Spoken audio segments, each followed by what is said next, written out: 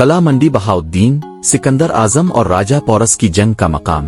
دریائے جہلم کے کنارے واقع منڈی بہاؤالدین کا علاقہ آج ایک خاموش سا شہر لگتا ہے، مگر 2000 سال پہلے یہ زمین دنیا کی سب سے مشہور جنگ کا میدان تھی۔ یہ وہ مقام ہے جہاں یونان کے عظیم فاتح سکندر اعظم، الیگزینڈر دی گریٹ، اور ہندوستان کے بہادر بادشاہ راجہ پورس کنگ آمنے سامنے آئے۔ یہ جنگ 326 قبل مسیح میں لڑی گئی، جب سکندر نے فارس اور افغانستان کو فتح کرنے کے بعد اپنی نظریں بئے پر جمائیں۔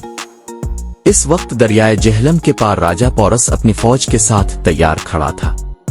سکندر نے رات کی تاریکی میں دریا عبور کرنے کا منصوبہ بنایا۔ روایت ہے کہ اس نے اپنے کچھ فوجیوں کے ساتھ ایک خفیہ راستہ اختیار کیا اور دریا کے ایک نسبتاً کم گہرے حصے سے پار کیا۔ دوسری طرف پورس کو اس کی خبر مل چکی تھی۔ اس نے اپنے ہاتھیوں، گھڑ سواروں اور تیر اندازوں کے ساتھ یونانی فوج کا مقابلہ کرنے کے لیے صف بندی کر لی۔ سکندر کی فوج منظم اور تربیت یافتہ تھی، مگر پورس کی فوج کو اپنے وطن، زمین اور عزت کی حفاظت کا جذبہ حاصل تھا۔ جنگ شروع ہوئی تو زمین لرز اٹھی، ہاتھیوں کی دھاڑ، گھوڑوں کی ٹاپی اور سپاہیوں کے نعرے فضا میں گونجنے لگے۔ سکندر کی فوج نے اپنی حکمت عملی سے ہاتھیوں کے درمیان فاصلہ پیدا کیا اور ایک ایک کر کے انہیں زیر کرنا شروع کیا، مگر راجہ پورس ڈٹا رہا۔ تاریخ بتاتی ہے کہ جب سکندر نے پورس کو قید کر لیا تو اس سے پوچھا، تجھ سے کیسا سلوک کیا جائے؟ پورس نے جواب دیا، جیسے ایک بادشاہ دوسرے بادشاہ سے کرتا ہے۔ سکندر اس جواب سے اتنا متاثر ہوا کہ اس نے نہ صرف پورس کو رہا کیا بلکہ اسے اس کی سلطنت واپس لوٹا دی۔